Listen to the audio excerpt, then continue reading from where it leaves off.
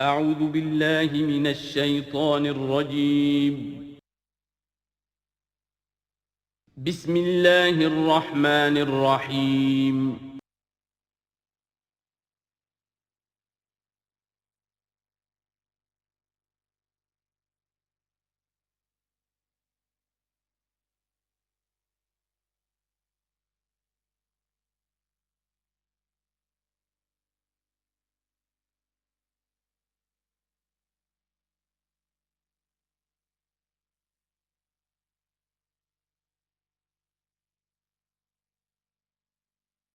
اعوذ باللہ من الشیطان الرجیم بسم اللہ الرحمن الرحیم وعدکم اللہ مغانم کثیرۃ تاخذونها، اللہ تعالیٰ نے اے مسلمانوں تم سے وعدہ کیا ہے بہت سی غنیمتوں کا جو تمہیں حاصل ہوں گی۔ فعجل لکم ہذہ، تو یہ تو اللہ نے فوری طور پر تمہیں عطا کر دی ہے، یعنی یہ فتح مبین۔ وکف ایدی الناس عنکم، اور لوگوں کے ہاتھ تمہاری جانب سے روک لیے، یعنی جنگ اگر ہوتی ظاہر بات ہے کہ قریش بھی پھر اگر اس میں اپنی قوت کا مظاہرہ کرتے تو کچھ نہ کچھ نقصان تو مسلمانوں کا بھی ہوتا۔ کف ایدی الناس عنکم، ان کے ہاتھ باندھ لیے اور روک لیے اللہ نے تم سے۔ وَلِتَكُونَ آیَةً لِّلْمُؤْمِنِينَ، اور تاکہ یہ اہل ایمان کے لیے ایک نشانی بن جائے۔ وَيَهْدِيَكُمْ صِرَاطًا مُسْتَقِيمًا، اور اللہ تعالیٰ اب تمہیں سیدھی راہ پر جو ہے گامزن کر دے، یعنی تمہاری جد و جہد کو، اجتماعی جو جد و جہد ہے تمہاری، اسے براہ راست تیر کی طرح سیدھا اب اس کے آخری ہدف اور منزل مقصود تک پہنچا دے۔ وَأُخْرَىٰ لَمْ تَقْدِرُوا عَلَيْهَا، اور کچھ اور بھی فتحیں ہیں جن کا ابھی تک تمہیں جس پر قدرت حاصل نہیں ہوئی ہے۔ قد احاط اللہ بہا، اللہ تعالیٰ ان کا بھی احاطہ کیے ہوئے ہے، یعنی یہ کہ اس کے فوراً بعد تمہیں ایک فتح ملے گی جو کہ خیبر کی ہوگی، کیونکہ یہ اس جو رکوع ہم نے دوسرا پڑھائے ہیں، تیسرا اس سے پہلے نازل ہوا ہے، اور یہ کہ پھر فتح مکہ ہونے والی ہے۔ اللہ تعالیٰ نے یہ تمام فتوحات جو اللہ کے تو علم میں ہے، اللہ کے نے ان کا احاطہ کیا ہوا ہے۔ وَكَانَ اللَّهُ عَلَىٰ كُلِّ شَيْءٍ قَدِيرًا، اللہ ہر چیز پر قادر ہے۔ وَلَوْ قَاتَلَكُمُ الَّذِينَ كَفَرُوا لَوَلَّوُا الْأَدْبَارَ، اور اگر یہ کافر یعنی قریش مکہ تم سے جنگ کرتے تو لازماً پیٹ دکھا دیتے، پیٹ پھیر جاتے۔ ثُمَّ لَا يَجِدُونَ وَلِيًّا وَلَا نَصِيرًا، اور پھر نہ پاتے اپنے لیے کوئی حمایتی، کوئی مددگار۔ سنت اللہ التی قد خلت من قبل، یہ اللہ کی وہ سنت ہے، اس کا دستور ہے، اس کا قانون ہے کہ جو پہلے سے چلا آ رہا ہے، یعنی یہ کہ اللہ تعالیٰ اپنے رسولوں کی مدد کرتا ہے۔ تو اب رسول کے ساتھ اگر وہ جنگ پر آمادہ ہو گئے ہوتے تو یقیناً ان کو پیٹھ دکھانی پڑتی اور شکست ان کا مقدر بنتی۔ سنت اللہ التی قد خلت من قبل ولن تجد لسنت اللہ تبدیلا، اور نہیں پاؤ گے تم اللہ کی سنت اور اللہ کے دستور میں کوئی تبدیلی۔ وَهُوَ الَّذِي كَفَّ أَيْدِيَهُمْ عَنْكُمْ وَأَيْدِيَكُمْ عَنْهُمْ بِبَطْنِ مَكَّةَ، وہی ہے جس نے روک لیے ان کے ہاتھ تمہاری طرف بڑھنے سے اور تمہارے ہاتھ ان کی طرف بڑھنے سے۔ بِبَطْنِ مکہ، بیچ شہر مکے کے، یعنی مکے کی وادی میں اور مکے کے شہر میں اگر یہ جنگ ہوتی اور یہ خون ریزی ہوتی، مِن بَعْدِ أَنْ أَسْفَرَكُمْ عَلَيْهِمْ، اور یہ اللہ نے روک دیا اس کے بعد کہ اللہ نے تمہیں ان پر فتح دے دی تھی، یعنی کہ واقعتاً دل میں قریش شکست کھا چکے تھے، وہ سمجھ گئے تھے کہ ہمارے لیے مقابلہ ممکن نہیں ہے، ورنہ وہ صلح کبھی نہ کرتے۔ ان کے لیے تو یہ چیز گویا کہ بڑی موت سے بھی بڑھ کر جو تھی، بھاری تھی، کہ مسلمان جو ہے ان کے ساتھ ہم صلح کریں، انہیں تسلیم کر لیں، اور پھر یہ بھی طے کریں کہ اگلے سال آپ آئیے اور ہم 3 دن کے لیے تو یہ پورا مکہ خالی کر دیں گے، آپ یہاں جس طرح چاہیں عمرہ کریں۔ یہ شرط بھی اس میں شامل تھی اگلے سال، لیکن اس سال آپ کو جانا پڑے گا، ہماری ناک جو ہے اتنی نہ کٹے کہ اسی سال آپ عمرہ کر لیں، لیکن یہ ہے کہ بہرحال آئندہ آپ آئیں گے۔ تو اس کے بعد کہ اللہ نے تمہیں ان پر فتح دے دی تھی۔ وَكَانَ اللَّهُ بِمَا تَعْمَلُونَ بَصِيرًا، اور جو کچھ تم کر رہے ہو اللہ اسے دیکھ رہا ہے۔ ہم الذین کفروا وصدوکم عن المسجد الحرام، وہی لوگ ہیں یعنی ان کے جرائم کا تذکرہ ہو رہا ہے جنہوں نے کفر کیا تو اور تمہیں روکے رکھا مسجد حرام تک جانے سے۔ والہدی معکوفا ان یبلغ محلہ، اور ہدی کے جو جانور لے کے گئے تھے مسلمان احرام کے ساتھ ساتھ، وہ ہدی کے جانور تھے کہ کعبے کے لیے نیاز کے یہ جانور ہیں، وہ رکے ہوئے تھے کہ وہ اپنی اصل جگہ پر یبلغ محلہ، کہ اس کا اصل مقام تو یہ تھا کہ کعبے جائیں، وہاں پر ان کا چڑھاوا چڑھایا جائے اور ان کی قربانی دی جائے، لیکن یہ کہ وہ رکے ہوئے تھے کہ وہاں تک نہیں پہنچ سکتے تھے۔ لیکن یہ اللہ نے کیوں ہاتھ روک لیے، ان کے ہاتھ تم سے، تمہارے ہاتھ ان سے کیوں روک لیے، جنگ کیوں نہیں ہونے دی، اس کی حکمت اب آ رہی ہے۔ وَلَوْلَا رِجَالٌ مُؤْمِنُونَ وَنِسَاءٌ مُؤْمِنَاتٌ، اگر نہ ہوتے مرد مومن اور عورتیں مومنات، لم تعلموہم جنہیں تم نہیں جانتے تھے، ان تطؤوہم اندیشہ تھا کہ تم انہیں بھی پیس ڈالتے. یعنی جب جنگ ہوتی ہے، بھٹی گرم ہو جاتی ہے، اس وقت تو تحقیق و تفتیش مشکل ہوتی ہے. اب وہ مسلمان کے جو ہجرت نہیں کر سکے، ان میں ضعفاء بھی تھے، ان میں مریض بھی تھے، ان میں عورتیں بھی تھیں جن کے لیے ممکن ہی نہیں تھا، جیسا کہ ہم سورہ نساء میں پڑھ چکے ہیں کہ جن کے لیے بالکل ممکن ہی نہیں تھا، اللہ تعالیٰ نے ان کو معاف کر دیا تھا. ہجرت نہیں کر رہے تب بھی اللہ ان سے مواخذہ نہیں کرے گا. تو اب وہ لوگ بھی موجود تھے مکے کے اندر. اب اگر یہ چکی چلتی تو پھر تو یہ پیس ڈالتی ان کو بھی. وَلَوْلَا رِجَالٌ مُؤْمِنُونَ وَنِسَاءٌ مُؤْمِنَاتٌ لَمْ تَعْلَمُوهُمْ أَن تَطَؤُوهُمْ، تم جانتے ہی نہیں تھے، ہو سکتا ہے کہ تم انہیں بھی کچل دیتے. فَتُصِيبَكُم مِّنْهُمْ مَعَرَّةٌ، اور ان کے معاملے میں پھر تم پر ایک الزام آ جاتا، بغیر علم، اس کے بغیر کہ تمہیں کوئی علم ہو، تمہاری بے خبری میں تم پر الزام آتا کہ ان اہل ایمان نے آ کر اپنے اہل ایمان ساتھیوں کو بھی قتل کر دیا. لِيُدْخِلَ اللَّهُ فِي رَحْمَتِهِ، اللہ نے اسی لیے روک دیا اس جنگ کو اس وقت اور تمہیں فتح دے دی صلح کی شکل میں، تاکہ اللہ تعالیٰ داخل کرے اللہ تعالیٰ اپنی رحمت میں جس کو چاہے. وَلَوْ تَزَيَّنُوا لَعَذَّبْنَا الَّذِينَ كَفَرُوا مِنْهُمْ عَذَابًا أَلِيمًا، اگر وہ علیحدہ ہو چکے ہوتے، یعنی مسلمان اہل ایمان مرد اور عورتیں جو ہیں جو ابھی تک مقیم ہیں یہاں پر، اگر وہ یہاں سے نکل چکے ہوتے، علیحدہ ہو چکے ہوتے، تو پھر باقی یہاں صرف کفار رہ گئے ہوتے، تو ہم اسی وقت لَعَذَّبْنَا الَّذِينَ كَفَرُوا مِنْهُمْ عَذَابًا أَلِيمًا، تو ان کافروں کو ہم ابھی وہ بدترین عذاب کا مزہ چکھا دیتے. اس جعل الذین کفروا فی قلوبہم الحمیۃ حمیۃ الجاہلیہ، جب کافروں نے اپنے دلوں کے اندر ایک حمیت جو ہے، ایک بڑی غیرت اور حمیت کا معاملہ، لیکن وہ حمیت جاہلی تھی کہ ہم لوگ، اور کیسے ممکن ہے کہ ہم انہیں یہاں پر عمرہ کرنے دیں. یہ لوگ کہ جو بے دین ہو گئے، ان کے اعتبار سے تو بے دین تھے، جو ہم اپنے آبا و اجداد کے دین کو چھوڑ گئے، تو وہ جو نسل پرستی اور قوم پرستی ان میں تھی، اور آبا پرستی تھی، اور اپنی روایت پرستی تھی، اس کے بنا پر حمیت جاہلیت ان کے دلوں کے اندر اتنی کوٹ کوٹ کر بھری ہوئی تھی. اس جعل الذین کفروا فی قلوبہم الحمیۃ حمیۃ الجاہلیہ، انہوں نے حمیت جاہلی کو اپنے دلوں کے اندر راسخ کر لیا تھا.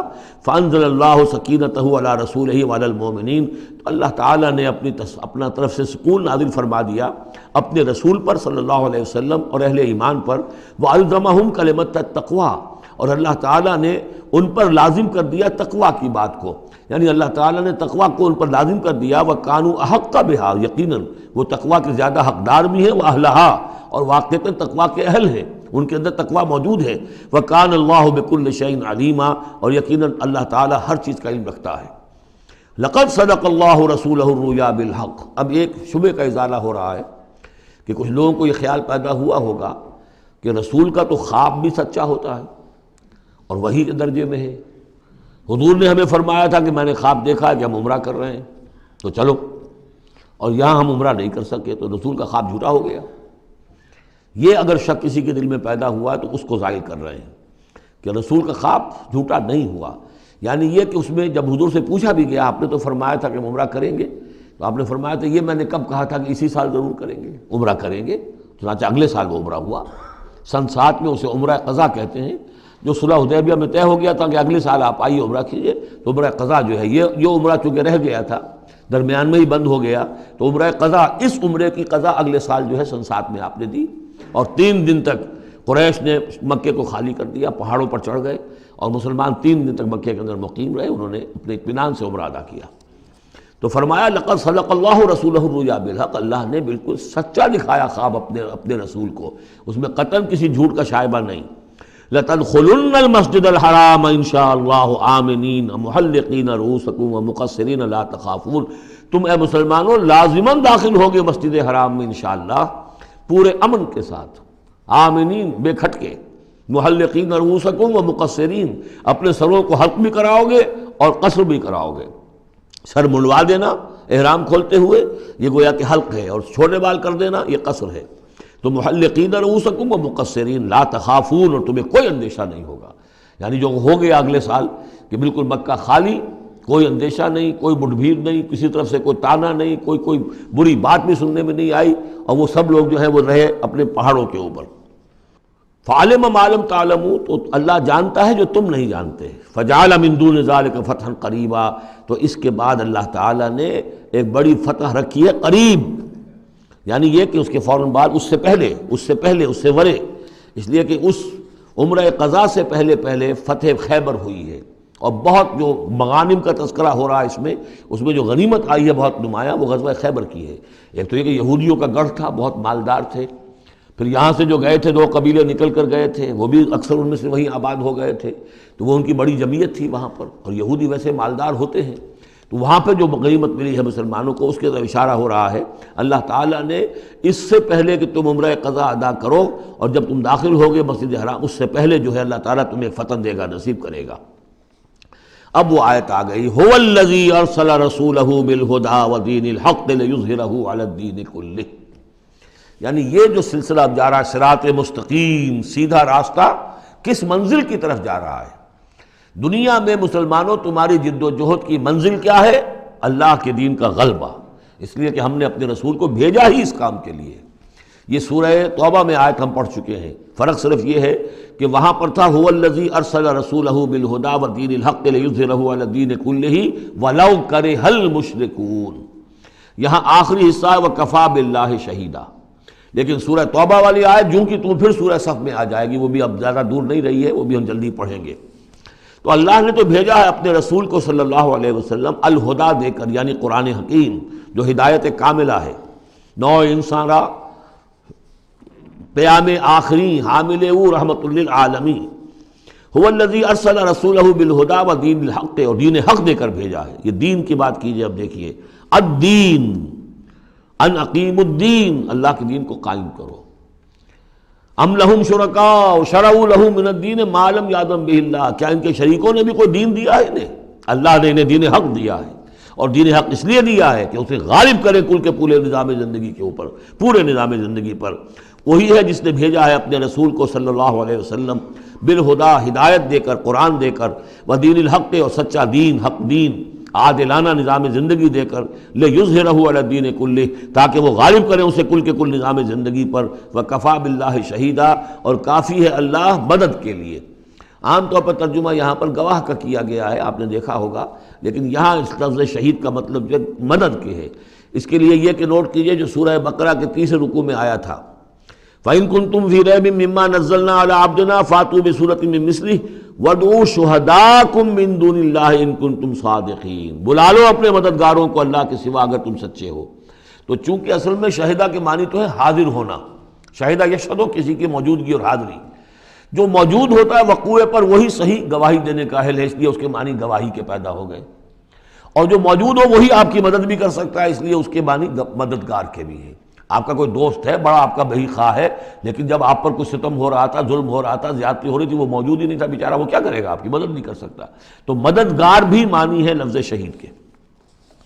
وَكَفَى بِاللَّهِ شَهِيدًا، اللہ کافی ہے مددگار کی حیثیت سے۔ محمد الرسول اللہ والذین معہ، یہ وہ جماعت ہے جو اس بیعت کی بنیاد پر وجود میں آئی ہے۔ نوٹ کر لیجئے اس بات کو، یہ بیعت کے تذکرے کے ساتھ اب یہ آیت آ رہی ہے۔ محمد الرسول اللہ صلی اللہ علیہ وسلم ایک بیعت تو وہ لیتے تھے کہ جو کوئی ایمان لاتا تھا، ایمان کی بیعت، لیکن جو آپ نے اہل مکہ سے کبھی نہیں لی، بلکہ وہاں تو جس نے بھی کہہ دیا اشہد ان لا الہ الا اللہ واشہد ان محمد رسول اللہ، کوئی فارمل ڈیکلیریشن، کوئی اور اس کے لیے کوئی سمبولک کوئی اقدام نہیں تھا، الا یہ کہ کوئی باہر سے آتا تھا تو بیعت ہوتی تھی۔ اس کے بعد آپ نے بیعت مکے میں 2 لی ہیں، بیعت عقبہ اولیٰ، بیعت عقبہ ثانیہ، اور بیعت عقبہ ثانیہ کی بیعت وہ ہے کہ جس سے اب وہ ایک جماعتی شکل بنی ہے، اس لیے کہ اس کے الفاظ کیا ہیں، متفق علیہ روایت ہے، یہ بخاری اور مسلم دونوں میں، راوی اس کے حضرت عبادہ بن ثابت رضی اللہ تعالیٰ عنہ۔ وہ بیعت کیا تھی؟ بایعنا رسول اللہ صلی اللہ علیہ وسلم علی السمع والطاعۃ فی العسر والیسر والمنشط والمکرہ وعلی اثرۃ علینا وعلی لا ننازع الامر اہلہ وعلی ان نقول بالحق اینما کنا لا نخاف فی اللہ لومۃ لائم۔ ہم نے بیعت کی تھی اللہ کے رسول سے کہ آپ کا ہر حکم سنیں گے اور مانیں گے، اطاعت کریں گے، فی العسر والیسر، خواہ مشکل ہو اور خواہ آسانی ہو، والمنشط والمکرہ، خواہ ہماری طبیعتیں آمادہ ہو، خواہ ہمیں اپنی طبیعتوں پر جبر کرنا پڑے، وعلی اثرۃ علینا، خواہ ہم پر دوسروں کو ترجیح دی جائے، ہم کبھی نہیں کہیں گے کہ ہم آپ کے پرانے ساتھی ہیں، آپ نے بالکل ایک نووارد کو ہمارے اوپر امیر کیسے مقرر کر دیا، نہیں، اٹس یور پریروگیٹو، یہ آپ کا اختیار ہوگا، جس کو آپ چاہیں امیر بنائیں۔ وَعَلَىٰ اللَّهُ نُنَازِلَ أَمْرَهُ لَهُ، جنہیں آپ والی امر بنا دیں گے، امیر بنا دیں گے، ان سے بھی ہم جھگڑیں گے نہیں، ان سے تعاون کریں گے، ان کی اطاعت کریں گے۔ جیسے کہ ایک اور حدیث میں حضور نے فرمایا من اطاعنی فقد اطاع اللہ ومن عصانی فقد عصی اللہ، جس نے میری اطاعت کی اس نے اللہ کی اطاعت کی، اور جس نے میری نافرمانی کی اس نے اللہ کی نافرمانی کی۔ ومن اطاع امیری فقد اطاعنی، جس نے میرے مقرر کردہ امیر کی اطاعت کی اس نے میری اطاعت کی۔ ومن عصی امیری فقد عصانی، جس نے میرے مقرر کردہ امیر کی نافرمانی کی اس نے میری نافرمانی کی۔ اب ظاہر بات ہے جب جماعتی زندگی ہوتی ہے تو ایک ہی امیر نہیں ہوتا، اب ایک فوج ہے، ایک سپہ سالار ہے، لیکن اور چھوٹے چھوٹے جو اس کے حصے ہیں، میمنہ پر کوئی اور ہے، میسرہ پر کوئی اور ہے، اب قلب پر کوئی اور ہے، چھوٹے چھوٹے کمانڈرز بھی تو ہیں، چھوٹی سی کمپنی ہے، پلاٹون ہے، پھر بٹالین ہے، بٹالین سے اوپر پھر ریجیمنٹ ہے، ہر جگہ پر جو ہے اس کے جو آفیسرز موجود ہیں، جو کمانڈرز موجود ہیں، ان سب کا سلسلے وار سب و طاعت کا نظام اگر نہیں ہوگا تو وہ فوج کہاں ہوئی؟ اس طرح ایک جماعت ہے، ایک پورے ملک کے اندر جماعت ہے، اس کا امیر ہے، پھر اس کے کئی صوبائی اس کی شاخیں اس کے امیر ہیں، تو یہ تو نظام اس طرح چلے گا۔ تو یہاں پر وَعَلَىٰ أَن نَّقُولَ بِالْحَقِّ أَيْنَمَا كُنَّا، اور آخری بات جو تھی اس بیعت کے اندر کہ ہم جہاں کہیں بھی ہوں گے حق بات ضرور کہیں گے، مشورہ مانگا جائے گا مشورہ دیں گے، وی ول ناٹ ہولڈ بیک اور اوپینینز، ہم اپنی رائے دیں گے، حق بات کہیں گے جہاں کہیں ہوں گے، لیکن اس کے بعد جو فیصلہ ہوگا فَإِذَا عَزَمَ الْأَمْرُ، جیسا کہ ہم پڑھ چکے ہیں، جب فیصلہ ہو جائے تو پھر یہ کہ اللہ اور اس کے رسول کی اطاعت لازم ہے۔ تو فرمایا یہ محمد رسول اللہ والذین معہ کی جو جماعت بنی ہے اس شکل میں، اس قتال کے مرحلے کے شروع ہونے سے پہلے، منہج انقلاب نبوی میں اقدام کا مرحلہ جب آیا ہے، پیسو ریزسٹنس جب ایکٹیو ریزسٹنس میں چینج ہو رہی ہے، تو اب وہ ایک نظم جماعت کی شکل ہے، اور وہ بیعت عقبہ ثانیہ کی بنیاد پر وجود میں آیا۔ محمد رسول اللہ والذین معہ اشداء علی الکفار رحماء بینہم، اللہ کے رسول، یہ اس میں دو طرح ترجمے اس کے کیے جاتے ہیں، محمد اللہ کے رسول ہیں، یہ ایک جملہ پورا ہو گیا، والذین معہ اشداء علی الکفار رحماء بینہم، اور جو ان کے ساتھ ہیں وہ کافروں پر بہت بھاری ہیں اور آپس میں بہت رحم دل ہیں۔ اور ایک ترجمہ یہ بھی ہے کہ محمد رسول اللہ والذین معہ، یہ سب مل کر مبتدا بنی، اللہ کے رسول محمد اور جو ان کے ساتھ ہیں ان سب کی شان یہ ہے کہ اشداء علی الکفار رحماء بینہم، وہ کفار کے حق میں بڑے سخت ہیں لیکن آپس میں بہت رحم دل ہیں، رحیم ہیں، شفیق ہیں۔ یہ ہم پڑھ چکے ہیں سورہ مائدہ میں بھی، اذلۃ علی المؤمنین اعزۃ علی الکافرین، اہل ایمان کے حق میں وہ بہت ہی نرم خو ہو، حلقہ یاراں تو بریشم کی طرح نرم، رزم حق و باطل ہو تو فولاد ہے مومن۔ یہ شان جو ہے بندہ مومن کی قرآن مجید میں دو جگہ آئی ہے۔ تراہم رکعاً سجدا یبتغون فضلا من اللہ ورضوانا، تم دیکھو گے ان کو کبھی سجدے میں گرے ہوئے ہوں گے اور کبھی رکوع کر رہے ہوں گے، وہ اپنے رب کے فضل کے متلاشی رہتے ہیں ہر دم ہر آن، اور اللہ کی رضا چاہتے ہیں۔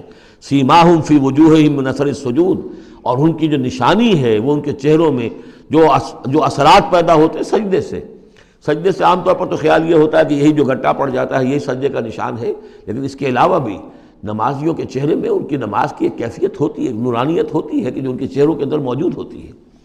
ذالک مثلہم فی التوراۃ، یہ ہے ان کی مثال اور تمثیل جو تورات میں آئی تھی، ومثلہم فی الانجیل، اور انجیل میں جو ان کی مثال دی گئی تھی وہ یہ ہے کزرع اخرج شطأہ، جیسے ایک کھیتی وہ اپنا پٹھا نکالتی ہے، فآزرہ، پھر اسے گاڑھا کرتی ہے، فاستغلظ، اور فاستویٰ، اس کو مضبوط کرتی ہے اور پھر اسے گاڑھا کرتی ہے، فاستویٰ علی سوقہ، پھر اپنی نال پر کھڑی ہو جاتی ہے۔ چھوٹی سی کوئی کوپل پھوٹتی ہے، پھر وہ بڑھتی ہے، نرم سی ہے، پھر ذرا اس کا جو تنا بنتا ہے وہ اس کے اوپر پھر کھڑی ہو جاتی ہے سیدھی۔ یہ جس طریقے سے درجہ بدرجہ یہ جو زراعت ہو رہی ہے، یہ کھیتی ہو رہی ہے، اس کا نتیجہ کیا نکلتا ہے؟ یعجب الزراع، جو زراعت کرنے والا ہے، جو کاشتکار ہے اسے بڑی بھلی لگتی ہے، آیا آج دیکھا اپنی کھیتی کو اپج آئی ہے، نکل آئی ہے، اس کے بعد یہ کہ اب بڑھ رہی ہے، پک رہی ہے، اب کھیتی لہرا رہی ہے، اس کے اوپر سٹے آ گئے ہیں۔ یعجب الزراع لیغیظ بہم الکفار، تاکہ اس سے دل جلے کافروں کا۔ اب یہاں اس سے واضح ہو گیا یہاں زراع کون ہے؟ یہ کھیتی صحابہ کرام کی کھیتی ہے جو پھل رہی ہے، پھول رہی ہے، اور اس کا کاشتکار کون ہے؟ محمد الرسول اللہ صلی اللہ علیہ وسلم۔ تب حضور کے ساتھ آپ کو معلوم ہے کہ جب انتقال ہوا ہے ابو طالب کا تو بمشکل 125 آدمی تھے، 150 آدمی تھے۔ آپ کی ایسی پوزیشن بھی نہیں تھی کہ اپنے بل پر مکے میں رہ سکتے، اسی لیے طائف گئے تھے۔ کوئی آلٹرنیٹ بیس مل جائے، میں وہاں منتقل کر دوں اپنی اس دعوت کا اور اپنی اس تحریک کا مرکز۔ لیکن یہ کہ وہاں سے خالی ہاتھ آنا پڑا تھا۔ ایک وہ دور تھا کہ جس میں پھر ایک مشرک کی امان لے کر مکے میں داخل ہو سکے، مطعم بن عدی کی۔ آج ایک دور یہ ہے کہ 1400 یا 1800 آدمی جو ہیں وہ بیعت موت کی ہے انہوں نے، اور ان کو اس پر جو ہے ملال ہے کہ دم کر صلح کیوں کی ہے۔ ان کی جو حمیت ایمانی ہے اور غیرت ایمانی ہے وہ ملال اس پر ہے، وہ جان بچنے کی کوئی خوشی نہیں ہے انہیں۔ وہ تو کہہ کہ ہم نے دم کر کیوں صلح کریں، ہم اپنی جانیں دینے کے لیے تیار ہیں۔ کھیتی جو ہے اپج رہی ہے، تو فرمایا کزرع اخرج شطأہ فآزرہ فاستغلظ فاستوى على سوقه يعجب الزراع ليغيظ بهم الكفار وعد الله الذين آمنوا وعملوا الصالحات منهم مغفرة واجرا عظیما۔ اللہ نے وعدہ کیا ہے ان لوگوں سے جو ایمان لائے اور نیک عمل کیے، ان میں سے جو واقعتاً جنہوں نے ایمان اور عمل صالح کا حق ادا کر دیا کہ ان کے لیے مغفرت بھی، اجر عظیم بھی ہے۔ یہاں جو مولانا عثمانی صاحب نے حاشیہ لکھا ہے مجھے بہت پسند آیا کہ اگرچہ حضور کے سارے ساتھی جو ہیں وہ سب کے سب وہی تھے کہ جو ایمان اور عمل صالح کا حق ادا کر چکے تھے، پھر بھی منہم کی ایک قید لگا کر گویا کہ ان کو یہ بات بتا دی گئی ہے کہ اصل معاملہ ہے کہ موت تک انسان قائم رہے اس پر، مبادا بعد میں کہیں کسی کے اندر کوئی تزلزل پیدا ہو جائے، ورنہ یہ کہ اگر کسی کو اس طرح کا یقین دلا دیا جائے تو اس سے تو یہ کہ پھر اطمینان پیدا ہو جائے گا۔ ہونا یہ چاہیے کہ آخری وقت تک ڈرتا رہے آدمی، بین الخوف والرجا کی کیفیت رہے کہ کہیں ایسا نہ ہو کہ میں پھر کہیں آج جس مقام پر اللہ نے مجھے پہنچا دیا ہے کہیں پاؤں پھسل جائے۔ مغفرت و اجر عظیم کا اللہ نے وعدہ فرمایا۔ اب یہ سورہ مبارکہ آ گئی سورۃ الحجرات۔ میں ابتدا میں عرض کر چکا ہوں کہ اس کی حیثیت ایک ضمیمے کی ہے، جوڑا ہے سورہ فتح اور سورہ محمد، اور وہ بالکل اپنے اس کے ترتیب کے اعتبار سے بالکل صحیح جوڑا ہے۔ یہ در حقیقت سمجھیے کہ سورہ فتح کی چند آیات کی مزید وضاحت ہے۔ مثلا سورہ فتح میں ہم نے یہ پڑھا تھا وَلِتُعَزِّرُوهُ وَتُوَقِّرُوهُ، اللہ کے رسول کی تعظیم، توقیر، ان کی مدد، ان کی نصرت، یہ تمہارے لیے لازم ہے۔ پھر ہم نے ابھی پڑھا اہل ایمان کے لیے تمہیں رحم دل ہونا چاہیے، اہل ایمان کے لیے تمہارا طرز عمل جو ہے وہ بہت ہمدردانہ، نیک، بھلائی کا، خیر خواہانہ ہونا چاہیے۔ یہ ساری چیزیں جو ہیں اس میں اب سامنے آ رہی ہیں۔ اور دوسرے یہ کہ یہ جو اب دین کے غلبے کی جد و جہد ہے، اس کے لیے جہاد کی اہمیت کیا ہے دین کے اندر، اس کی اصل حیثیت کیا ہے، اس کو بھی اس سورہ مبارکہ میں واضح کیا گیا۔ تو سورہ حجرات کل 18 آیات ہیں، 2 رکوعوں پر مشتمل ہے، لیکن جیسا کہ میں نے عرض کیا تھا مسلمانوں کی جو اجتماعی زندگی، معاشرتی زندگی ہونی چاہیے، مسلمانوں کا مسلمانوں کے ساتھ کیسا سلوک ہونا چاہیے، مسلمانوں کا کیا رویہ ہونا چاہیے محمد الرسول اللہ صلی اللہ علیہ وسلم کے ساتھ، اور پھر یہ کہ اسلامی ریاست کی بنیاد کیا ہے، دستوری بنیاد کیا ہے، اور اس کی اصل میں اساس جو ہے وہ کس چیز پر قائم ہے، یہ ساری چیزیں اس سورہ مبارکہ میں بیان ہوئی ہیں۔ بسم اللہ الرحمن الرحیم، یا ایھا الذین آمنوا لا تقدموا بین یدی اللہ ورسولہ واتقوا اللہ ان اللہ سمیع علیم۔ اہل ایمان مت آگے بڑھو اللہ اور اس کے رسول سے، اور اللہ کا تقوی اختیار کرو، اللہ سب کچھ سننے والا ہے، سب کچھ جاننے والا ہے۔ یہ پہلی آیت جو ہے یہ گویا کہ ہر اسلامی ریاست کی دفعہ نمبر 1 ہے، یا ہم یہ کہہ سکتے ہیں دفعہ نمبر 1 تو یہ ہو کہ یہاں حاکمیت اللہ کی ہے، لیکن حاکمیت اللہ کی کیسے یہاں پر ہوگی؟ تنفیذ یہ ہے کہ اللہ اور اس کے رسول نے جو حدود قائم کر دی ان سے تجاوز نہیں ہوگا۔ چنانچہ یہ دفعہ ہمارے ہر دستور میں موجود رہی ہے، no legislation will be done repugnant to the Quran and the Sunnah, یہ موجود ہے، لیکن ایک ہاتھ سے یہ دفعہ یعنی اسلام ڈال کر اور دوسرے ہاتھ سے نکال لیا گیا۔ ایک آئیڈیولوجیکل کونسل بنا دی گئی ہے، وہ غور کرتی رہے گی، کوئی قانون کوئی خلاف ہے اگر اسلام کے تو وہ رپورٹ پیش کرتی رہے گی، سال بسال رپورٹیں آتی رہیں گی، کوئی لازم نہیں ہے دستور کی روح سے کہ ان کی دی ہوئی رپورٹ پر عمل بھی ہوگا، لہذا وہ الماریوں پر الماریاں بھرتی رہیں۔ کام ہوا ہے، محنتیں ہوئی ہیں، کوششیں ہوئی ہیں، ان میں ایک بڑی اچھی محنت ہوئی تھی جو اقتصادیات کے بارے میں ہوئی تھی کہ سود کے بغیر کیسی بینکنگ کا نظام قائم کیا جائے، اس میں بڑی محنت ہوئی ہے، لیکن دستور میں کوئی گارنٹی نہیں ہے کہ اس آئیڈیولوجیکل کونسل کی کوئی سفارشات لازماً وہ ان کی تنفیذ بھی ہوگی، تو معلوم ہوا کہ وہ بس ایک ایکسرسائز ان فیوٹیلیٹی ہے اکثر و بیشتر۔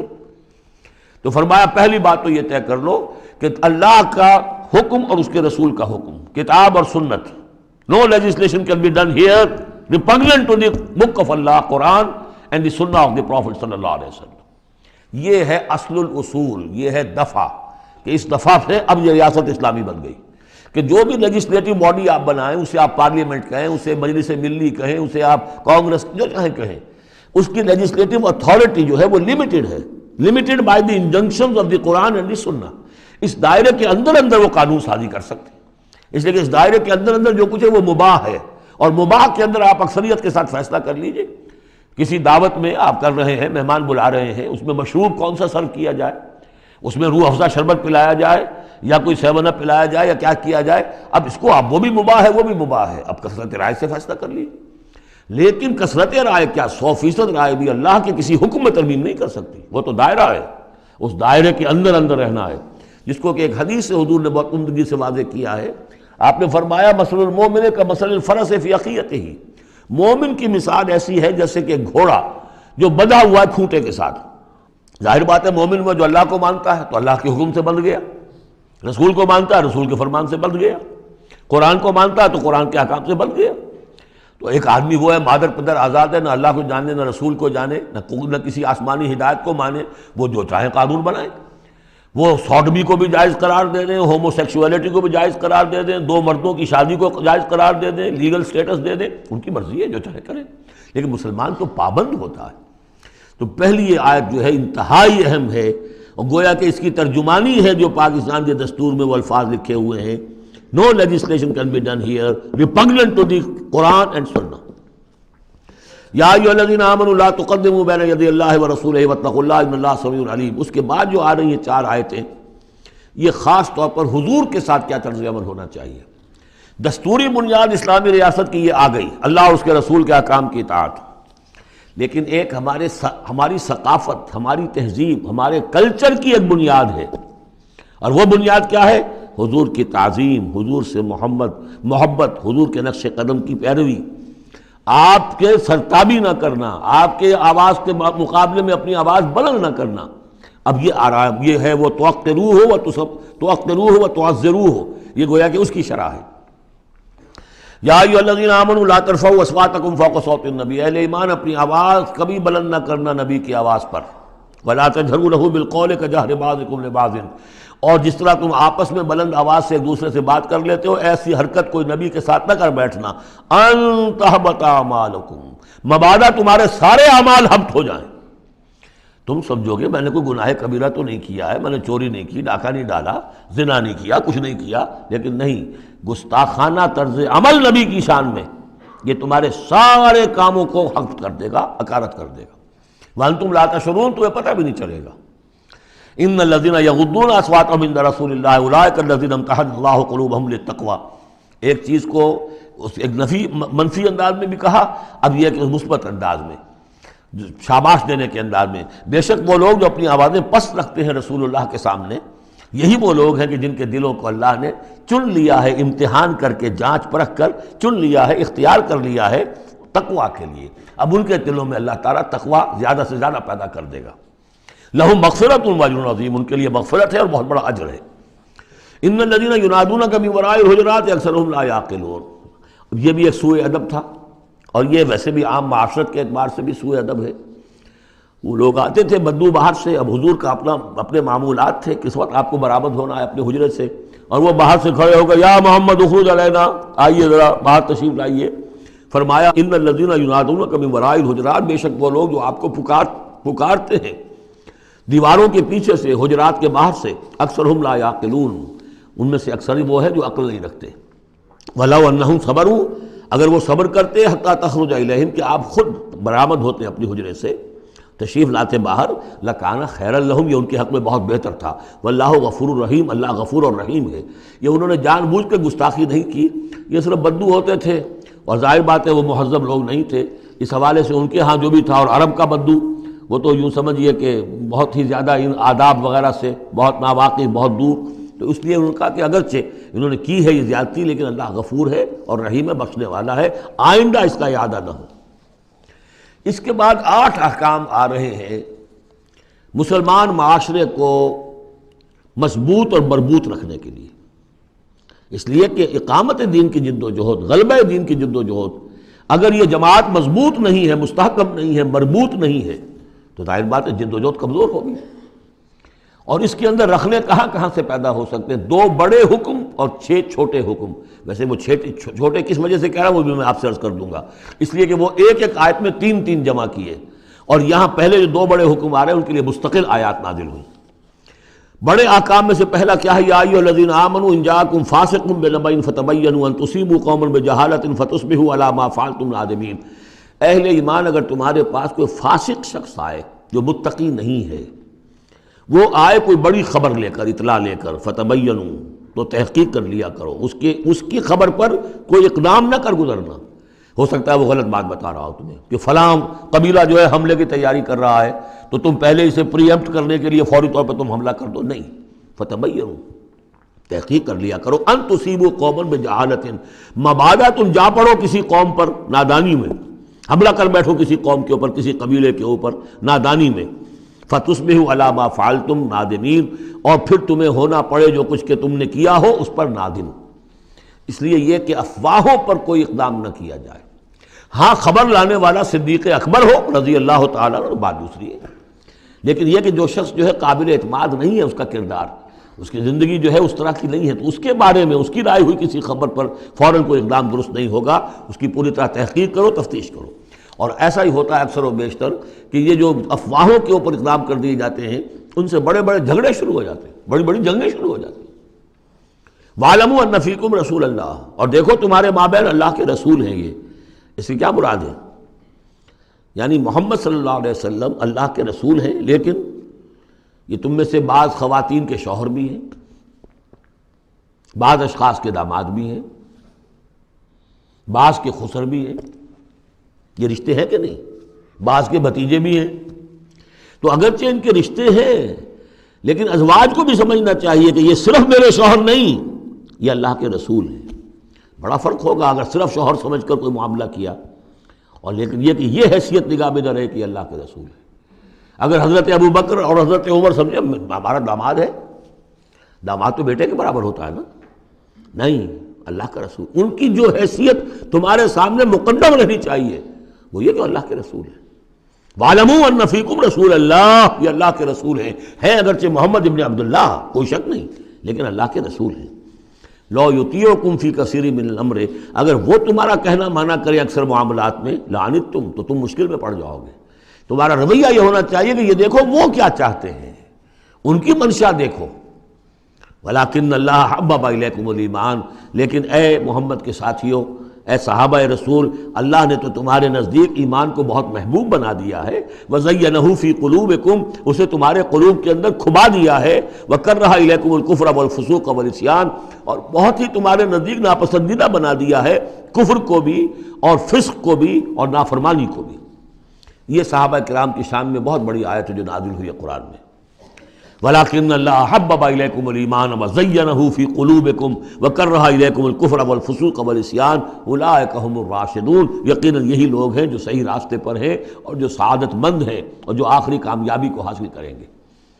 فضلا من اللہ ونعما، اور یہ فضل ہے اللہ کی طرف سے، انعام ہے اس کا، احسان ہے. واللہ علیم الحکیم، اللہ سب کچھ سننے والا، اللہ ہر چیز کا علم رکھنے والا اور کمال حکمت والا ہے. اب دوسرا حکم آ رہا ہے، وَإِن طَائِفَتَانِ مِنَ الْمُؤْمِنِينَ اقْتَتَلُوا، آخر اہل ایمان بھی انسان ہیں، جھگڑا ہو سکتا ہے، اختلاف ہوگا، اختلاف سخت ہو جائے جھگڑا ہو جائے گا، جھگڑا سخت ہو جائے قتال بھی ہو جائے گا. آخر حضرت علی اور حضرت عائشہ کے مابین جنگ ہوئی کہ نہیں؟ حضرت علی اور امیر معاویہ کے درمیان جنگ ہوئی کہ نہیں؟ یہ کون ہے؟ کس کو اب کہہ دیں گے کافر؟ معاذ اللہ ثم معاذ اللہ. تو فرمایا وَإِن طَائِفَتَانِ مِنَ الْمُؤْمِنِينَ اقْتَتَلُوا، اگر اہل ایمان میں سے 2 گروہ لڑ پڑے، فَأَصْلِحُوا بَيْنَهُمَا، تو اب عام معاشرے کو یہ سمجھنا چاہیے، سب لوگوں کو، کہ وہ یہ نہ سمجھے کہ ہم سے کیا ہے، آپس میں نبٹ لیں. نہیں، ان کے درمیان صلح کراؤ، تمہارا فرض ہے، یہ اجتماعی فریضہ ہے، صلح کراؤ. فَأَصْلِحُوا بَيْنَهُمَا. انڈیفرنس ہمیں کیا تعلق؟ غلط. اس لیے کہ یہ جو رکھنا پڑ رہا ہے، یہ اسلامی معاشرے کا رکھنا مسلمانوں کی مجموعی قوت کو کمزور کرنے کا سبب بنے گا، اور مسلمانوں کی قوت کمزور ہوتی ہے تو اللہ کے دین کے غلبے کی جد و جہد کمزور پڑ رہی ہے. لہذا فرض سمجھو، اصلحوا بینہما، ان کے درمیان صلح کراؤ. فَإِن بَغَتْ إِحْدَاهُمَا عَلَى الْأُخْرَىٰ، پھر اگر ان میں سے ایک دوسرے پر زیادتی کرے، صلح کی پابندی نہیں کر رہا، صلح کرا دی گئی پھر بھی وہ زیادتی کر رہا، فقاتلوا التی تبغی، اب جنگ کرو اس سے جو زیادتی کرنے والا ہے۔ اب یہ دو فریقوں کے درمیان نہیں رہا معاملہ، اب ایک فریق گویا کہ پوری مسلم جماعت کو، پورے مسلم معاشرے کو، پوری ملت اسلامی کو جو کہ وہ للکار رہا، چیلنج کر رہا ہے، تو اب ان سے جنگ کرو حتی تفیء الی امر اللہ، یہاں تک کہ وہ لوٹ آئے اللہ کے حکم کی طرف۔ صلح کی جو بھی شرائط تھی ان کو دوبارہ قبول کر لے۔ فإن فات، پھر اگر وہ لوٹ آئے، فاصلحوا بینہما، پھر ان کے مابین دوبارہ صلح کرا دو، بالعدل، انصاف کے ساتھ، واقسطوا، اور دیکھنا انصاف کا دامن ہاتھ سے نہ چھوڑنا، انصاف کرو، اس لیے کہ اب ہو سکتا ہے کہ اس دوسرے فریق پر تم کو زیادتی کر بیٹھو، اس لیے کہ اب اس سے تم بھی لڑے ہو، لڑ کر تم نے اسے مجبور کیا ہے کہ وہ صلح کی پابندی کرے، تو اب بھی اس پر کوئی زیادتی نہ ہو جائے۔ واقسطوا ان اللہ یحب المقسطین، اللہ تعالیٰ انصاف کرنے والوں کو محبوب رکھتا ہے۔ یہ تو دو بڑے بڑے حکم ہو گئے۔ اب ایک آیت میں 3 حکم اور دوسری میں پھر 3 حکم، یہ چھوٹے چھوٹے انفرادی سطح کے اوپر یا برادریوں کی سطح کے اوپر یا جماعتوں کے اندر جس طرح کے بڑے بڑے چیزیں پیدا ہو جاتی ہیں، بعض چیزیں معمولی نظر آتی ہیں لیکن اس سے دلوں کے اندر زخم پڑ جاتے ہیں۔ انما المؤمنون اخوۃ فاصلحوا بین اخویکم، یہ تو اسی کے ساتھ آ گئی۔ یقیناً تمام اہل ایمان جو ہے وہ آپس میں بھائی بھائی ہے، بس اپنے دو بھائیوں کے درمیان صلح کرا دیا کرو، واتقوا اللہ، اللہ کا تقوی اختیار کرو، لعلکم ترحمون، تاکہ تم پر رحم کیا جائے۔ اب وہ آ رہی ہیں 2 آیتیں، یا ایھا الذین آمنوا لا یسخر قوم من قوم عسى ان یکونوا خیرا منہم ولا نساء من نساء عسى ان یکن خیرا منہن، اہل ایمان تم میں سے کوئی گروہ دوسرے گروہ کا مذاق نہ اڑائے، تمسخر نہ کرے، ہو سکتا ہے کہ وہ ان سے بہتر ہوں۔ جن کا تم مذاق اڑا رہے ہو، کسی ایک برائی کو دیکھا ہے تم نے، کسی ایک عیب کو دیکھا ہے، اس کی ناک چھوٹی ہے، اس کا کان چھوٹا ہے، اس کا فلاں یہ ہے، اس کا یہ ہے، تو تم نے تو کوئی عیب دیکھا ہے ظاہری، ہو سکتا ہے دل میں اس کے تقویٰ تم سے 10 گنا زیادہ ہو، اللہ کی محبت، اللہ کے رسول کی محبت تم سے 1000 گنا زیادہ ہو، تو تمہیں کیا پتا، تم نے تو ایک چیز دیکھی ہے۔ اسی طرح عورتیں دوسری عورتوں کا مذاق نہ اڑائیں، عسى ان یکن خیرا منہن، ہو سکتا ہے کہ وہ جن کا مذاق اڑایا جا رہا ہے وہ اللہ کی نگاہوں میں بہتر ہو ان سے جو مذاق اڑا رہی ہیں۔ ایک حکم تو ہو گیا تمسخر نہ ہو۔ ولا تلمزوا انفسکم، اپنے آپ کو عیب نہ لگاؤ، اپنے آپ کو عیب لگانا یعنی اپنے بھائیوں پر عیب نہ لگاؤ، آخر وہ تمہاری ہی اس ملت کا فرد ہے، امت کا فرد ہے، تو اس کو عیب لگا تو تمہیں عیب لگا، اس لیے فرمایا بہت ہی بلیغ الفاظ ہے، ولا تلمزوا انفسکم ولا تنابزوا بالالقاب، اور لوگوں کے چڑانے والے نام نہ رکھ لیا کرو۔ کسی جماعت کا نام کچھ اور ہے، اس کو چڑانے کے لیے نام کچھ اور رکھ لیا گیا ہے، یا اور کسی فرد کے لیے، کسی گروہ کے لیے، تو یہ جو ہے ایک دوسرے کے اوپر اس طریقے سے ڈال دینا اور نام ان کے اوپر کہ جو ان کو پسندیدہ نہیں ہے، یہ 3 کام ہو گئے، ایک آیت میں روکا گیا۔ اس کی وجہ سے اکثر ایسا ہوتا ہے، کبھی ایک دوست آپ ایک خاص قسم کا مذاق اس سے کر رہے ہیں یا کسی لفظ سے اس کو چھیڑتے ہیں، 100 دفعہ وہ سن لیتا ہے، کوئی اثر نہیں ہوتا، کسی وقت کوئی عجیب کیفیت ہوتی ہے اس کی کہ اس کے دل میں جا کر زخم کی طرح لگ جاتا ہے اور پھر وہ دل کا رشتہ ٹوٹ جاتا ہے، اور ایک ایسی جو ہے اس کے اندر گرہ پڑ جاتی ہے، پھر کھولے نہیں کھل سکتی۔ لہذا محتاط رہو۔ بئس الاسم الفسوق بعد الایمان، ایمان کے بعد تو برائی کا نام بھی برا ہے، کیوں ان چیزوں میں جا رہے ہو؟ تمہیں تو ایمان کو سمجھنا چاہیے کہ اللہ نے تمہیں اتنی بڑی فضیلت دی ہے، تو ان گندگیوں کی طرف جو ہے تم متوجہ ہی نہ ہو۔ ومن لم یتوب فاولئک هم الظالمون، اور جو باز نہیں آئیں گے تو وہی ہے کہ جو ظالم ہے اللہ کی نگاہ میں۔ تو ترغیب بھی ہے، تشویق بھی ہے، سمجھانے کا انداز بھی ہے، اور ڈانٹ ڈپٹ بھی ہے، باز نہیں آؤ گے تو اللہ کی نگاہ میں پھر تم ظالم ہو۔ اگلی آیت میں پھر 3 چیزیں، وہ پہلی 3 چیزیں رو در رو ہوتی ہیں آمنے سامنے، اور یہ 3 چیزیں وہ ہیں جو غیب میں ہوتی ہیں، پیٹھ پیچھے ہوتی ہیں۔ یا ایھا الذین آمنوا اجتنبوا کثیرا من الظن ان بعض الظن اسم، اہل ایمان زیادہ ظن کرنے سے بچو، خام خواہ گمان بٹھا لینا کسی کے بارے میں، جب تک کہ کوئی بات ظاہر نہ ہو جائے، کسی کی طرف سے کوئی روش یا رویہ یا کوئی اقدام جو ہے واضح طور پر سامنے نہ آ جائے، اپنے دل میں خام خواہ کوئی اس کے بارے میں جس کو ہم کہتے ہیں سوء ظن پیدا کر لینا، ان بعض الظن اسم، بعض ظن جو ہے وہ تو گناہ کے درجے تک پہنچ جائیں گے، اس لیے کہ تم نے اپنے دل میں بات بٹھا لی ہے حالانکہ اس میں وہ شے ہے ہی نہیں، لہذا یہ تمہاری طرف سے گویا کہ ایک تہمت ہو رہی ہے اس کے اوپر، قلبی طور پر تو تہمت ہو گئی۔ ولا تجسسوا، اور دوسری بات یہ ہے کہ ایک دوسرے کے حالات کی ٹوہ میں نہ رہو۔ بہرحال اسلامی ریاست ہوگی تو جاسوسی کا ایک محکمہ بھی ہوگا، وہ تو اپنی جگہ پر ہے، لیکن افراد کی سطح پر خام خواہ فلاں اس گھر میں کیا ہو رہا ہے، کیوں ہو رہا ہے، یہ دونوں بھائیوں کے معاملات کیا ہیں، کیا وجہ ہے، لڑائی کیوں نہیں ہوتی ان میں، کچھ لوگوں کی ہوتی ہے، تلاش میں رہتے ہیں ایسی چیزوں کی۔ ولا تجسسوا، تجسس مت کرو۔ ولا یغتب بعضکم بعضا، اور تم میں سے کوئی دوسرے کی غیبت نہ کرے، کسی کے پیٹھ پیچھے غیر موجودگی میں اس کی کوئی برائی نہ بیان کرے۔ چاہے وہ برائی بالفعل اس میں ہو۔ حضور سے پوچھا گیا کہ حضور اگر وہ برائی اس میں ہو، آپ نے فرمایا تبھی تو غیبت ہے، اگر برائی ہے نہیں تو تہمت ہو گئی، وہ تو غیبت سے دوہرا جرم ہو گیا۔ لیکن یہی ہے کہ کسی مسلمان بھائی کی غیر موجودگی میں اس کی کوئی برائی بیان نہ کی جائے۔ اَيُحِبُّ أَحَدُكُمْ أَن يَأْكُلَ لَحْمَ أَخِيهِ مَيْتًا، کیا تم میں سے کوئی شخص اسے پسند کرے گا کہ وہ اپنے کسی مردہ بھائی کا گوشت کھائے؟ فَكَرِهْتُمُوهُ، یہ تو تمہیں بہت برا لگا، بہت گھن آیا، یہ کیا بات کہہ دی اللہ تعالیٰ نے؟ کوئی شخص چاہے گا یہ کہ اپنے مردہ بھائی کا گوشت کھائے؟ لیکن یہ اخلاقی سطح پر یہی کام تم کرتے ہو۔ غیبت جو ہے اخلاقی سطح پر یہی ہے۔ کیوں کہ جو شخص موجود نہیں ہے آپ اس کی عزت پر حملہ کر رہے ہیں۔ اگر وہ موجود ہوتا اپنا دفاع کرتا، لیکن موجود نہیں ہے، دفاع نہیں کر سکتا، وضاحت کرتا، آپ کو غلط بات سمجھ میں آئی، آپ نے ٹھیک نہیں سمجھا ہے، آپ کو اطلاع صحیح نہیں ملی ہے، آپ سو طرح سے اپنی حفاظت کرتا ہے اپنی عزت کی، اور چونکہ موجود نہیں ہے آپ نے جیسے مردہ بھائی کی لاش پڑی ہے جدھر سے چاہو موٹی جو ہے کاٹ لو، لیکن اگر وہ زندہ ہو تو تمہیں قریب آنے دے گا۔ یہی ہے مثال۔ اَيُحِبُّ أَحَدُكُمْ أَن يَأْكُلَ لَحْمَ أَخِيهِ مَيْتًا فَكَرِهْتُمُوهُ فَاتَّقُوا اللَّهَ إِنَّ اللَّهَ تَوَّابٌ رَحِيمٌ، اور اللہ کا تقوی اختیار کرو، اللہ تواب ہے، توبہ کا بہت قبول فرمانے والا، اور رحیم ہے، بہت رحم فرمانے والا۔ تیسرا حصہ اس سورہ مبارکہ کا جو آ رہا ہے یہ عظیم ترین مضامین پر مشتمل ہے۔ ابھی تک معاملہ سارا یا ایھا الذین آمنوا یا ایھا الذین آمنوا یا ایھا الذین آمنوا، آپ نے دیکھا یہ یوں سمجھیے کہ 12 آیات میں 5 مرتبہ یا ایھا الذین آمنوا آ چکا ہے، اور ہم نے دیکھا مکی صورتیں اتنی لمبی جو ہے یا ایھا الذین آمنوا کا صیغہ وہاں ہے ہی نہیں، لیکن یہ آیت آ رہی ہے یا ایھا الناس، اے لوگو انا خلقناکم من ذکر و انثی، اے لوگو ہم نے تمہیں پیدا کیا ہے، تم سب کو، چاہے مومن ہو چاہے غیر مومن ہو، چاہے مسلمان ہو چاہے کافر ہو، تم سب کو ہم نے پیدا کیا ہے من ذکر و انثی، ایک مرد اور ایک عورت سے۔ حضرت آدم اور حوا کی اولاد ہو تم۔ وجعلناکم شعوبا وقبائل لتعارفوا، اور ہم نے تمہیں بنا دیا ہے قوموں میں تقسیم کر دیا اور قبیلوں میں تاکہ ایک دوسرے کو پہچانو۔ یہ رنگ کا فرق، نسل کا فرق، اور یہ شکل و شباہت کا فرق، یہ جو بھی انسان کے نقوش ہیں ان کا فرق، زبانوں کا فرق، یہ قوموں اور قبیلوں میں جو فرق اور امتیاز ہم نے ڈالا ہے تاکہ پہچان سکو۔ سارے انسان ایک ہی رنگ کے، ایک ہی شکل و صورت کے، ایک ہی معلوم ہوتا کہ سانچہ ہے فیکٹری کا، اسی میں سے سب بنے چلے آ رہے ہیں، ایک ہی زبان بولتے تو پہچانتے کیسے ایک دوسرے کو؟ یہ سارا ہے صرف پہچان کے لیے، یہ نہیں ہے کہ فلاں نسل اعلیٰ ہے، فلاں گھٹیا ہے، فلاں اونچی ہے، فلاں نیچی ہے۔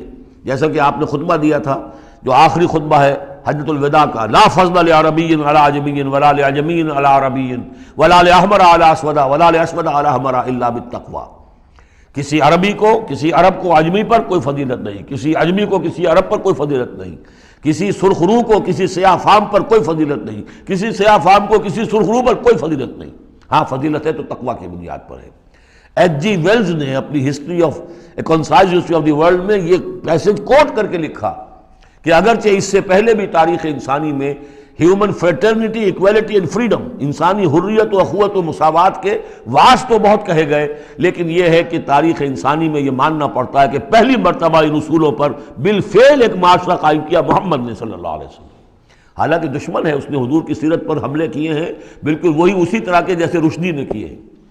رشدی نے ذرا انداز اور زیادہ گھناؤنا استعمال کیا، چونکہ وہ تو فکشن اس نے ایک طور سے بنائی ہے، لیکن اس نے وہ تاریخ لکھ رہا تھا تو اس طرح کا انداز تو نہیں ہے، لیکن باتیں وہی کہیں۔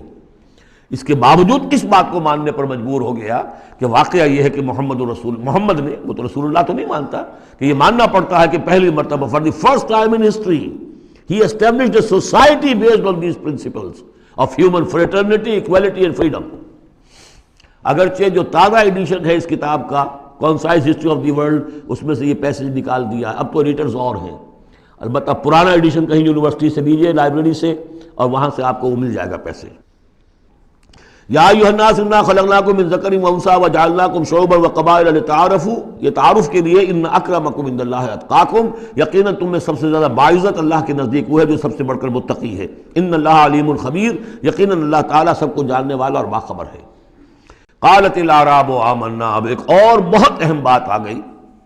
اسلامی معاشرہ اور اسلامی ریاست کی جو شہریت ہے اس کی بنیاد کیا ہے؟ ایمان یا اسلام؟ ایمان تو دل میں ہے، چھپی ہوئی شے ہے، ویریفائبل نہیں ہے یا نہیں ہے، کیسے معلوم ہوگا؟ دنیا میں جو آپ کو قانون بنانا ہے، دنیا میں جو معاشرہ بنانا ہے، دنیا میں جو ریاست بنانی ہے، اس میں کون شامل ہوگا؟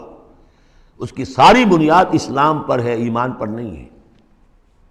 لیکن آخرت میں سارا دار و مدار ایمان پر ہے، اسلام پر نہیں ہے۔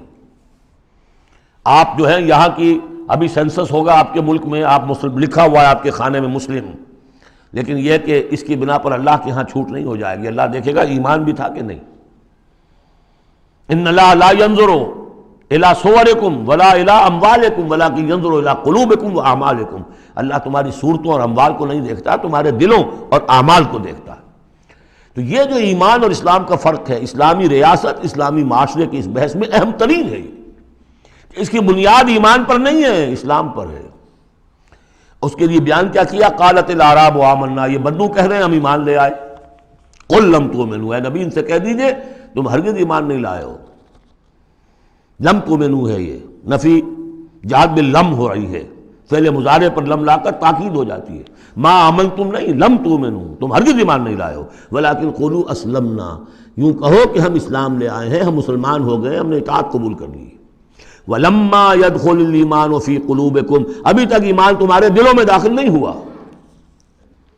وَإِن تُطِيعُوا اللَّهَ وَرَسُولَهُ، لیکن اگر تم اللہ اور اس کے رسول کی اطاعت کرتے رہو گے، لَا يَلِدْكُم مِّنْ أَعْمَالِكُمْ شَيْئًا، اللہ تعالیٰ تمہارے اعمال میں سے کوئی کمی نہیں کرے گا۔ ان اللہ غفور الرحیم، اللہ غفور الرحیم ہے۔ یعنی قانون تو یہی بنتا ہے، اصول تو یہ بنتا ہے، جب تک ایمان دل میں نہ ہو تو کسی کا کوئی عمل قبول نہ ہو۔ لیکن اللہ غفور ہے، رحیم ہے، اس کی شان غفاری اور اس کی شان رحیمی کے صدقے سے اللہ نے تمہیں یہ رعایت دی ہے کہ اگر نفاق نہ ہو، چاہے ایمان ابھی دل کے اندر راسخ نہیں ہے، لیکن اللہ اور اس کے رسول کی اطاعت کرتے رہو، اگرچہ یہ اطاعت ہوگی total obedience, partial obedience is no obedience, it has to be total. ادخلوا فی السلم کافہ، اسلام میں بھی جزوی داخلہ جو ہے قبول نہیں ہے، پورا کا پورا ہمہ تن سموچے۔ لیکن بہرحال اسلام تو یہ ہے۔ اب اگر تم جاننا چاہو کہ مومن کسے کہتے ہیں تو سن لو، اس کی ڈیفینیشن یہ آ گئی۔ اب یہ میں نے سورہ انفال کے دوران بھی اس کو وضاحت کیا تھا کہ اس کے دو حصے جو اس ڈیفینیشن کے، سورہ انفال میں دوسری آیت، دوسری تیسری، اور ادھر آخر سے پہلی آیت جو ہے اس میں ان کو دونوں کو علیحدہ کر دیا گیا۔ یہ ہے گویا کہ comprehensive definition of a Muslim, of a مومن۔ Who is a مومن؟ انما المؤمنون الذين آمنوا باللہ ورسولہ ثم لم يرتابوا، مومن تو بس صرف وہ ہے جو ایمان لائے اللہ پر اور اس کے رسول پر، پھر شک میں ہرگز نہیں پڑے۔ لم يرتابوا، پھر وہی جہاد میں لم، ہرگز کوئی شک نہیں پیدا کیا، یعنی یقین بن گیا، ایمان دل کے اندر راسخ ہو گیا۔ جیسے کہ فرمایا صحابہ کرام کے بارے میں، وَلَٰكِنَّ اللَّهَ حَبَّبَ إِلَيْكُمُ الْإِيمَانَ وَزَيَّنَهُ فِي قُلُوبِكُمْ، تمہارے دلوں میں کھما دیا اس نے۔ جب تک ایمان دل میں داخل نہیں ہوا، دل میں راسخ نہیں ہوا، صرف زبان پر ہے آمنت باللہ وملائکتہ وکتبہ ورسلہ، یہ اسلام ہے۔ بنی الاسلام علی خمس، اس میں یقین قلبی شامل نہیں ہے، شہادت اللہ الہ الا اللہ وان محمد رسول اللہ، زبان سے گواہی کہ اللہ کے سوا کوئی معبود نہیں اور محمد اللہ کے رسول ہے، وإقام الصلاۃ وإیتاء الزکوٰۃ وصوم رمضان وحج البیت۔ اس لیے کہ ایمان ذرا کسی اور شے کا نام ہے۔ وہ ایمان کیا ہے؟ اس کے دو حصے کر دیے۔ اب یہ اس شہادت سے نیچے یقین قلبی والی بات ایڈ ہو جائے اور ادھر عمل میں جہاد ایڈ ہو جائے تو 7 چیزیں ہوں گی تو اب یہ مومن شمار ہوگا۔ 5 چیزیں تو اسلام کو تو ہونی ہے۔ مومن جو ہے وہ مسلم تو ہوگا ہی لا محالہ، لیکن اس سے اوپر کی منزل ہے تو 2 چیزیں اور بڑھ جائیں گی۔ وہ کیا ہے؟ انما المؤمنون الذين آمنوا بالله ورسوله ثم لم يرتابوا وجاهدوا باموالهم وانفسهم في سبيل الله، اور جہاد کریں اپنے مالوں کے ساتھ اور اپنی جانوں کے ساتھ اللہ کی راہ میں۔ اولئک هم الصادقون، یہ لوگ ہیں جو سچے ہیں، دعوی ایمان میں سچے ہیں۔ کہنا آسان ہے آمنت باللہ وملائکتہ وکتبہ، لیکن واقعتاً ایمان ہے یا نہیں اس کا جائزہ لے لو۔ جیسا کہ میں نے عرض کیا، باطل کے نظام کے تحت زندگی گزارتے ہوئے اگر اس کو ذہناً قبول کیا ہوا ہے، اس کی چاکری کر رہے ہیں، اسی کی خدمت کر رہے ہیں اور اپنی توانائیاں صرف کر رہے ہیں اسی نظام کے تحت پھلنے اور پھیلنے اور پھولنے میں، زیادہ کمائیں، زیادہ بڑے گھر میں رہیں، زیادہ شاندار محل ہو، زیادہ ہماری کار لمبی ہو، ہمارا یہ ہو اور ہمارا وہ ہو، سارا دن رات اور سارا خون پسینہ اسی کام کے لیے ہوا، وہ مومن نہیں ہو سکتا۔ غلبہ باطل کے تحت انڈر پروٹیسٹ رہنا پڑے گا، ایسے رہنا ہوگا جیسے کہ جیل میں انسان رہتا ہے۔ الدنیا سجن المومن و جنت الکافر، اور یہ کہ اپنی توانائی میں سے منیمم سبسسٹنس لیول پر جو آپ کے وجود کو برقرار رکھنے کے لیے ناگزیر ہو، اس حد تک تو اپنے وقت اور توانائی اور اپنی قوت اور صلاحیت میں لگائیں آپ اپنے اور اپنے اہل و عیال کی ضروریات پوری کرنے کے لیے۔ باقی سارا وقت، ساری صلاحیت، ساری قوت اللہ کے دین کو غالب کرنے کی جد و جہد، نظام باطل کو جڑ سے اکھیڑ کر پھینک کر اور اللہ کے دین کو قائم کرنے کی جد و جہد۔ اگر یہ نہیں ہے، اگر یہ نہیں تو بابا پھر سب کہانیاں ہیں، پھر یہ اسلام کا دعویٰ ہے۔ اسلام تو ہے، مانے گا تم دنیا میں تم مسلمان عورت سے شادی کر سکتے ہو، مسلمان باپ کی وراثت تمہیں مل جائے گی، قانونی حقوق سارے تمہارے مسلمانوں کے ہوں گے، اسلامی ریاست میں تم مکمل شہری شمار ہو جاؤ گے، لیکن مومن شمار نہیں ہوگے اللہ کے ہاں۔ قالت الاعراب، یہ آیات تو ایسی ہیں کہ یہ یاد کر لیجئے آج کی رات۔ قالت الاعراب آمنا قل لم تؤمنوا ولکن قولوا اسلمنا، معلوم ہوا علیحدہ کر دیا ہے، بالکل واحد مقام ہے یہ قرآن مجید کا جس میں اسلام اور ایمان کو یوں کر دیا علیحدہ، کہ ایک گروہ ایسا بھی تھا جس کے بارے میں کہا گیا ایمان تمہارے دلوں میں تاحال داخل نہیں ہوا۔ البتہ اس آیت سے بعض لوگوں کو یہ مغالطہ ہو جاتا ہے کہ یہ منافقین کی بات نہیں ہے، اس لیے کہ منافقین کا تو کوئی عمل قبول نہیں اللہ کے ہاں۔ یہاں کہا جا رہا ہے کہ اگر تم اللہ اور اس کے رسول کی اطاعت کرتے رہو گے، اللہ تمہارے اعمال میں کوئی کمی نہیں کرے گا۔ تاریخی پس منظر سمجھ لیجئے، جب اللہ تعالیٰ نے عرب میں حضور کو غلبہ عطا کر دیا، اذا جاء نصر اللہ والفتح ورأیت الناس يدخلون فی دین اللہ افواجا، اب ظاہر بات ہے کہ تمام قبائل کے اندر بیٹھ کر مشورے ہوئے، it's no use continuing resistance, اب تو بہرحال فیصلہ الفتح محمد کو ہو گئی ہے، اب ہم مقابلہ نہیں کر سکتے، کوئی اور راستہ نہیں، جاؤ اور جا کر وفد بھیجو اور اطاعت قبول کر لو اور اسلام قبول کر لو۔ تو وہ اطاعت بھی تھی اسلامی ریاست کی، ساتھ ہی اسلام قبول کرنا بھی تھا کہ ہم نے مان لیا جی، اس لیے کہ وہاں سے تو الٹیمیٹم آ چکا تھا جو سورہ توبہ میں ہم پڑھ چکے ہیں کہ یہ صرف 4 مہینے کی مہلت ہے، اس کے بعد اگر تم ایمان نہ لائے تو فَإِذَا انْسَلَخَ الْأَشْهُرُ الْحُرُمُ فَاقْتُلُوا الْمُشْرِكِينَ حَيْثُ وَجَدتُّمُوهُمْ، تو اس کے بعد ایمان لانا ان کے لیے لازم تھا اگر رہنا عرب کے اندر۔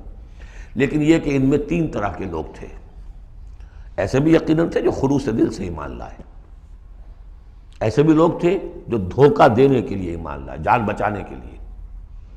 یہ 2 ہو گئی ویلیوز، پازیٹیو اور نیگیٹو۔ بیچ میں پازیٹیو اور نیگیٹو کے مابین ایک زیرو لیول آتا ہے۔ زیرو لیول وہ تھا کہ دل میں نہ دھوکے کی نیت ہے، نہ حقیقتاً ایمان دل میں پیدا ہوا ہے، لیکن اسلام لے آئے، ٹھیک ہے ہم تیار ہیں۔ وہ ہے جن کا ذکر کیا جا رہا ہے۔ قالت الاعراب آمنا قل لم تؤمنوا ولکن قولوا اسلمنا، تم یہ کہو کہ ہم اسلام لے آئے ہیں۔ ولما يدخل الايمان في قلوبكم، ابھی تک ایمان تمہارے دلوں میں داخل نہیں ہوا۔ وَإِن تُطِيعُوا اللَّهَ وَرَسُولَهُ لَا يَلِدْكُم مِّنْ أَعْمَالِكُم شَيْئًا، اگر اللہ اور اس کے رسول کی اطاعت کرتے رہو گے اللہ تمہارے عمل میں سے کچھ بھی گھٹائے گا نہیں، کم نہیں کرے گا، بلکہ آگے چل کر یہ بات واضح ہو جائے گی کہ اگر اللہ اور اس کے رسول کی اطاعت کرتے رہو گے تو ایمان بھی تمہارے دلوں میں پیدا ہو جائے گا۔ اس لیے کہ ایمان سے عمل صالح پیدا ہوتا ہے اور عمل صالح سے بھی ایمان پیدا ہوتا ہے۔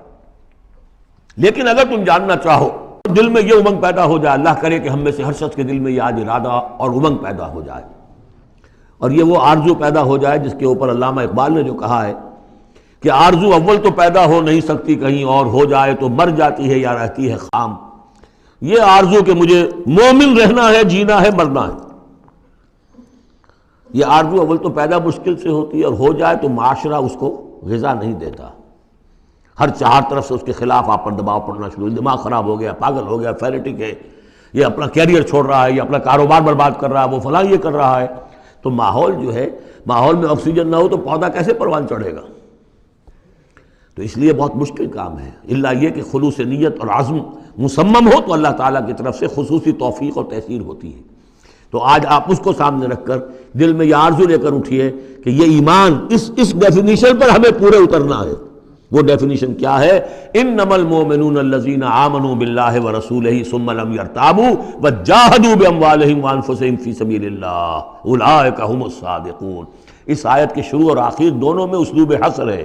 مومن صرف وہ ہیں جو ایمان لائے اللہ پر، اس کے رسول پر، پھر شک میں ہرگز نہیں پڑے، ان کے دل میں اس ایمان نے یقین کی شکل اختیار کر لی، اور پھر انہوں نے جہاد کیا اللہ کی راہ میں، کھپائے اس میں اپنے مال بھی اپنی جانیں بھی۔ یہی لوگ حقیقت میں سچے ہیں اپنے دعوی ایمان میں۔ اللہم ربنا اجعلنا منہم، اللہم ربنا اجعلنا منہم، یہی صادقون ہیں جن کے بارے میں سورہ توبہ میں ہم آیت پڑھ کر آئے ہیں، کونوا مع الصادقین، صادقین کے ساتھ ہو جاؤ۔ تلاش کرو کوئی صادقین ہے دنیا میں اس وقت کہ نہیں۔ اور حضور نے یہ خبر دی ہے، لا تزال فی امتی طائفۃ قائمین علی الحق، میری امت میں ہمیشہ ایک گروہ ضرور موجود رہے گا جو حق پر قائم ہوگا۔ تلاش کرو اسے، اور تلاش کر کے کونوا مع الصادقین، ان میں شامل ہو، ان کے ساتھ شامل ہو جاؤ، ان کے دست و بازو بنو۔ ظاہر بات ہے جمعیت کے بغیر، جماعت کے بغیر وہ اقامت دین کیسے ہوگی؟ وہ اظہار دین الحق علی الدین کلہ کیسے ہوگا؟ محمد رسول اللہ والذین معہ حزب اللہ بن گئے تھے، تبھی تو دین قائم ہوا نا۔ اور وہ ساری کیفیات جو سورہ حجرات میں آئیں۔ قل اتعلمون اللہ بدینکم، اب یہ نوٹ کر لیجئے، جن لوگوں کے دلوں میں وہ ایمان نہیں تھا، وہ اسلام لانے پر حضور پر اپنے احسان جتایا کرے، حضور دیکھیے ہم تو لڑے بھڑے بغیر اسلام لے آئے، تو ہمارا تو حق زیادہ ہونا چاہیے۔ وہ ہماری ہریانے کی زبان میں یہ کہاوت ہے، تھوتھا چنا باجے گھنا، وہ چنا جو اندر سے کھوکھلا ہو چکا ہو اس کی آواز زیادہ ہوتی ہے۔ برتن خالی ہوگا تو آواز کھنکھنانے کی آتی ہے، برتن کے اندر پانی پڑا ہوا ہو تو پھر اس طرح کی آواز نہیں آتی۔ تو ایمان سے خالی تھے، اس لیے وہ اپنی ایمان کے دعوے ذرا زیادہ کرتے تھے۔ قل اتعلمون اللہ بدینکم، تم اپنے دین کا جو اس طرح سے بڑھ چڑھ کر باتیں کرتے ہو تو اللہ کو بتانا چاہتے ہو، جتلانا چاہتے ہو اپنا دین۔ واللہ یعلم ما فی السماوات وما فی الارض، اگر تمہیں ایمان حاصل ہوتا تو تم یہ جانتے کہ اللہ تو جانتا ہے جو کچھ کے آسمانوں میں اور زمین میں ہے۔ ایک بندہ مومن کے لیے تو یہ کہنے کی ضرورت ہی نہیں، واللہ بکل شیء علیم، اللہ تو ہر چیز کا علم رکھتا ہے۔ یمنون علیک ان اسلموا، اے نبی آپ پر احسان دھر رہے ہیں کہ ہم اسلام لے آئے۔ قل لا تمنوا علی اسلامکم، اے نبی سے کہہ دیجئے مجھ پر اپنے اسلام کا کوئی احسان مت دھرو۔ بل اللہ یمن علیکم، بلکہ اللہ تم پر احسان دھرتا ہے، ان ہداکم للایمان ان کنتم صادقین، کہ اس نے تمہیں ایمان کے راستے پر ڈال دیا ہے اگر تم سچے ہو۔ جب اسلام پر آ گئے ہو تو ایمان کے راستے پر چڑھ گئے ہو، اگر سچے ہو گے تو اب ایمان تمہارے اندر پیدا ہو جائے گا۔ اطاعت رسول کرتے رہو گے، اطاعت اللہ الہی کرتے رہو گے، نمازیں پڑھو گے، روزے رکھو گے، زکوٰۃ دو گے خوش دلی کے ساتھ، تو ان اعمال کی بدولت ان کی نورانیت تمہارے قلوب کے اندر اترے گی اور اس سے تمہارے اندر ایمان پیدا ہو جائے گا۔ دیکھیے یہاں لفظ اسلام آیا تھا، پھر یمنون علیک ان اسلموا، یہ آپ پر احسان دھر رہے ہیں کہ وہ اسلام لے آئے۔ قل لا تمنوا علی اسلامکم، اے نبی کہہ دیجیے مجھ پر اپنے اسلام کا احسان مت دھرو، بل اللہ یمن علیکم، بلکہ یہ تو اللہ تم پر احسان دھر رہا ہے، ان ہداکم للایمان، کہ یہ جو تمہیں اسلام لانے کی توفیق دے دی اس نے، تو اس نے گویا کہ ایمان کی سڑک پر ڈال دیا، تمہیں اس راستے پر ڈال دیا ہے کہ جو ایمان تک لے جائے گی۔ ان کنتم صادقین، اگر تم اپنے اسلام میں صادق ہو۔ ہاں اسلام منافقانہ لائے ہو تو بات اور ہے، دل میں عداوت ہے، دشمنی ہے صرف جان بچانے کے لیے، اگر نیت یہی ہے تو پھر تو ظاہر بات ہے کہ نہ اسلام ہے اور نہ ایمان ہے، اگرچہ قانون اور پھر بھی مسلمان مانے جائیں گے۔ منافقین بھی آخری وقت تک مسلمان مانے گئے۔ منافقین جو ہے، یہاں تک کہ رئیس المنافقین عبداللہ ابن ابی کی نماز جنازہ حضور نے پڑھائی ہے۔